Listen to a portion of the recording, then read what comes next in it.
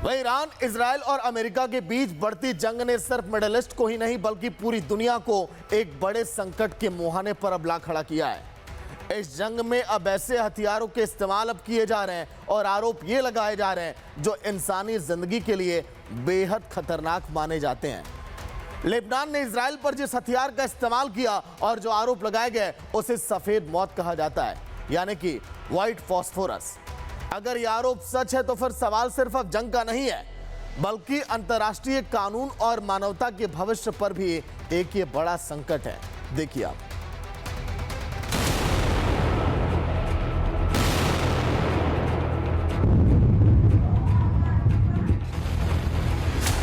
दक्षिणी लेबनान के योमोर शहर में अचानक आसमान से आग बरसने लगी।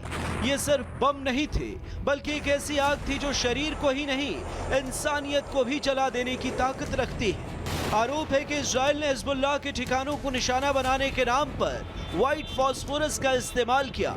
मानवाधिकार संगठन ह्यूमन राइट्स वॉच की रिपोर्ट और जियोलोकेटेड तस्वीरें इस विवाद को और गहरा कर रही हैं। दरअसल व्हाइट फॉस्फोरस मोम जैसा दिखने वाला रासायनिक पदार्थ है।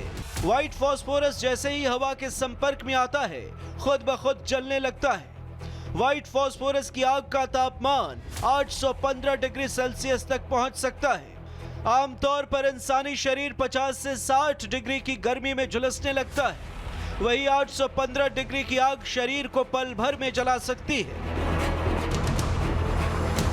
इजराइल पर दक्षिणी लेबनान के योमोर जैसे रिहायशी इलाकों में सफेद फास्फोरस के गैर कानूनी इस्तेमाल का गंभीर आरोप है।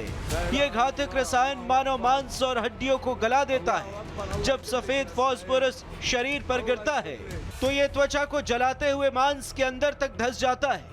व्हाइट फास्फोरस में हड्डियों तक को जला देने की ताकत होती है। इसके घाव अक्सर पूरी तरह ठीक नहीं होते हैं। इससे निकलने वाला जहरीला धुआं फेफड़ों को गंभीर नुकसान पहुंचाता है। इजरायली सेना का तर्क है कि वे सफेद फास्फोरस का इस्तेमाल सिर्फ स्मोक स्क्रीन यानी धुआं पैदा करने के लिए करती है ताकि दुश्मन की नजरों से बचा जा सके। लेकिन अंतर्राष्ट्रीय कानून के तहत नागरिक आबादी के बीच इसका उपयोग नुकसान की श्रेणी में आता है जो एक युद्ध अपराध के समान है। अब सवाल ये है कि रिहायशी इलाकों में सफेद फास्फोरस का इस्तेमाल क्या अंतर्राष्ट्रीय कानून का उल्लंघन नहीं है? अंतर्राष्ट्रीय मानवीय कानून के तहत व्हाइट फास्फोरस पूरी तरह प्रतिबंधित नहीं है, लेकिन नागरिक आबादी वाले इलाकों में इसका इस्तेमाल प्रतिबंधित माना जाता है। अगर इसका इस्तेमाल रिहायशी इलाकों में हुआ तो यह युद्ध अपराध की श्रेणी में आ सकता है। वहीं दूसरी ओर लेबनान ने सफेद फास्फोरस के इस्तेमाल को मानवीय संकट बताया है। लेबनान का कहना है कि इस रसायन के असर से न सिर्फ तत्काल मौत हो रही है बल्कि जो लोग बच भी रहे हैं उनमें ऑर्गन फेलियर और गंभीर संक्रमण जैसी बीमारियां देखने को मिल रही हैं। लेबनान के स्वास्थ्य मंत्रालय के मुताबिक 2 मार्च से 8 मार्च के बीच हुए हमलों में करीब 400 लोग मारे गए। मरने वालों में 83 बच्चे और 42 महिलाएं भी शामिल हैं, जबकि 1130 से ज्यादा लोग घायल बताए जा रहे हैं। हमलों का असर सिर्फ सीमावर्ती इलाकों तक नहीं रहा। हमले का असर दक्षिण लेबनान, बेका घाटी और बेरूत के रिहायशी इलाकों तक पहुंच गया। दरअसल मिडिल ईस्ट में चल रही जंग अब सिर्फ सीमाओं की लड़ाई नहीं रह गई। ईरान, इजराइल और अमेरिका के बीच बढ़ते टकराव ने पूरे क्षेत्र को एक युद्ध में धकेल दिया है। अब सवाल ये है कि क्या जंग में इंसानियत के लिए बनाए गए नियम अब बेकार हो गए? क्या अंतर्राष्ट्रीय कानून सिर्फ कागजों तक सीमित रह जाएंगे? अगर ऐसे हथियारों का इस्तेमाल होने लगे तो दुनिया और भी भयावह युद्ध देखेगी।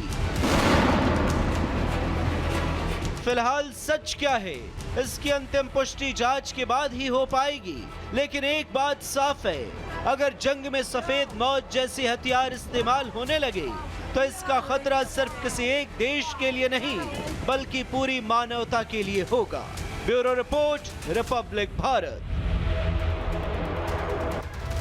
वहीं ईरान, इजराइल और अमेरिका के बीच बढ़ती जंग ने सिर्फ मिडिल ईस्ट को ही नहीं बल्कि पूरी दुनिया को एक बड़े संकट के मुहाने पर अब ला खड़ा किया है। इस जंग में अब ऐसे हथियारों के इस्तेमाल अब किए जा रहे हैं और आरोप ये लगाए जा रहे हैं जो इंसानी जिंदगी के लिए बेहद खतरनाक माने जाते हैं। लेबनान ने इजराइल पर जिस हथियार का इस्तेमाल किया और जो आरोप लगाए गए उसे सफेद मौत कहा जाता है, यानी कि व्हाइट फॉस्फोरस।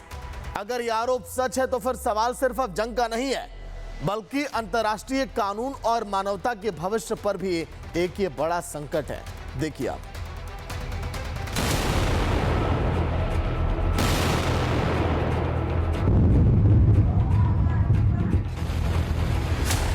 दक्षिणी लेबनान के योमोर शहर में अचानक आसमान से आग बरसने लगी। ये सिर्फ बम नहीं थे, बल्कि एक ऐसी आग थी जो शरीर को ही नहीं, इंसानियत को भी जला देने की ताकत रखती है। आरोप है कि इजराइल ने हिजबुल्लाह के ठिकानों को निशाना बनाने के नाम पर व्हाइट फॉस्फोरस का इस्तेमाल किया। मानवाधिकार संगठन ह्यूमन राइट्स वॉच की रिपोर्ट और जियोलोकेटेड तस्वीरें इस विवाद को और गहरा कर रही हैं। दरअसल व्हाइट फॉस्फोरस मोम जैसा दिखने वाला रासायनिक पदार्थ है। व्हाइट फॉस्फोरस जैसे ही हवा के संपर्क में आता है, खुद ब खुद जलने लगता है। व्हाइट फॉस्फोरस की आग का तापमान 815 डिग्री सेल्सियस तक पहुंच सकता है। आमतौर पर इंसानी शरीर 50 से 60 डिग्री की गर्मी में झुलसने लगता है, वही 815 डिग्री की आग शरीर को पल भर में जला सकती है। इजराइल पर दक्षिणी लेबनान के योमोर जैसे रिहायशी इलाकों में सफेद फास्फोरस के गैर कानूनी इस्तेमाल का गंभीर आरोप है। ये घातक रसायन मानव मांस और हड्डियों को गला देता है। जब सफेद फास्फोरस शरीर पर गिरता है तो ये त्वचा को जलाते हुए मांस के अंदर तक धंस जाता है। व्हाइट फास्फोरस में हड्डियों तक को जला देने की ताकत होती है। इसके घाव अक्सर पूरी तरह ठीक नहीं होते हैं। इससे निकलने वाला जहरीला धुआं फेफड़ों को गंभीर नुकसान पहुंचाता है। इजरायली सेना का तर्क है कि वे सफेद फास्फोरस का इस्तेमाल सिर्फ स्मोक स्क्रीन यानी धुआं पैदा करने के लिए करती है, ताकि दुश्मन की नजरों से बचा जा सके। लेकिन अंतर्राष्ट्रीय कानून के तहत नागरिक आबादी के बीच इसका उपयोग नुकसान की श्रेणी में आता है, जो एक युद्ध अपराध के समान है। अब सवाल ये है कि रिहायशी इलाकों में सफेद फास्फोरस का इस्तेमाल क्या अंतर्राष्ट्रीय कानून का उल्लंघन नहीं है? अंतर्राष्ट्रीय मानवीय कानून के तहत व्हाइट फास्फोरस पूरी तरह प्रतिबंधित नहीं है, लेकिन नागरिक आबादी वाले इलाकों में इसका इस्तेमाल प्रतिबंधित माना जाता है। अगर इसका इस्तेमाल रिहायशी इलाकों में हुआ तो यह युद्ध अपराध की श्रेणी में आ सकता है। वहीं दूसरी ओर लेबनान ने सफेद फास्फोरस के इस्तेमाल को मानवीय संकट बताया है।